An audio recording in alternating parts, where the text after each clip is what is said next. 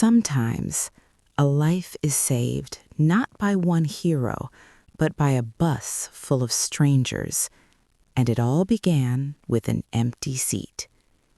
Every morning at exactly 6:15, the first bus stopped at the corner of Okoro Street. Soft, ambient street sounds. Same bus, same driver, same passengers, and almost always the same quiet woman. Her name was Ada. She wore a faded blue scarf tied neatly around her head and carried a small brown handbag that had seen better years. She never spoke much. She simply sat by the window, hands folded, watching the city wake up. Across the aisle sat Mr. Bello, an old tailor with a back curved like a question mark. A measuring tape always hung around his neck, even on days when he had no customers. Behind them sat two school children, Emeka and Tola, sharing earphones and quiet laughter. At the front stood Sani, the conductor, calling out stops in the same tired voice every day. It was an ordinary bus, filled with ordinary people, moving through an ordinary morning. Until one Tuesday. That morning, Ada did not board the bus. Soft, uneasy music shift. Mr. Bello noticed first. He looked at her usual seat, then at the door, then at his watch. The bus pulled away. Her seat remained empty. "She is always here," he murmured. Sani shrugged. "Maybe she is sick." The children fell silent. Even they felt something was missing. The next day, Ada was still not there. By the third day, the absence felt heavy. Mr. Bello shifted in his seat, then spoke to the driver. "Do you know the woman with the blue scarf?" The driver nodded. "She works at the hospital." Mr. Bello hesitated. "We should check on her." The driver chuckled. "We don't even know her name." But the thought had already taken root. That afternoon, Mr. Bello asked around at the hospital gate. Finally, a nurse recognized the description. "Ada? She has not come to work this week. Her son is sick, very sick."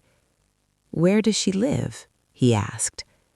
That evening, he knocked on a small, peeling door at the end of a narrow street. Ada opened it slowly. Her eyes were tired, her scarf was loose, her smile was weak. "Mr. Bello? From the bus?" He nodded. "We noticed you were not there." Her eyes filled with tears. Inside, on a thin mattress, lay a small boy, no older than 8. His breathing was shallow, his skin was pale. A half-empty bottle of medicine rested beside him. "The doctor says he needs more treatment," Ada whispered, "but I have no money left. If I go to work, who will stay with him?" Long pause. Mr. Bello stood silently. He did not have much himself. Some days he earned nothing at all, but he knew what it felt like to sit alone with worry. "I will come back tomorrow," he said. The next morning, he boarded the bus with a small envelope in his hand. He waited until the bus filled, then he stood. "Friends," he said softly. Everyone looked up. "You all know the woman with the blue scarf. Her son is very sick. She cannot work, and she has no money for medicine." The bus grew quiet. Sani asked, "How much does she need?" Mr. Bello opened the envelope. "This is all I have, but together we can do more." For a moment, no one moved. Then Tola reached into her school bag. "This is my lunch money," she said. Emeka added his coins. Sani emptied his pockets. The driver, without turning, passed back a folded note. One by one, passengers gave what they could. Coins, small notes, quiet kindness. When Mr. Bello counted it, his eyes widened. It was more than enough. That evening, they all went to Ada's house. She opened the door and froze. "We came from the bus," Sonny said with a smile, "and we brought something." Mr. Bello handed her the envelope. Her hands trembled as she opened it. When she saw the money, she covered her mouth and cried. "I cannot take this," she whispered. "You must," Mr. Bello said gently. "Tomorrow, take your son to the hospital. That is all we ask." Ada looked at their faces. Some she knew, some she had only seen in passing. But in that moment, they all felt like family. "Thank you," she said softly. "Thank you for seeing me." 2 weeks later, the boy could sit up and smile. His cheeks were full of color. His laughter filled the room. On the following Monday, Ada returned to the bus. She stepped on, blue scarf neatly tied. The moment the passengers saw her, smiles spread everywhere. "You are back," Tola said. Ada nodded. "My son is better.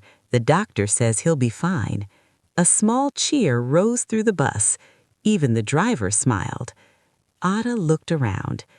"I used to think this was just a bus, but now I know it is a place where grace lives." Soft music swells.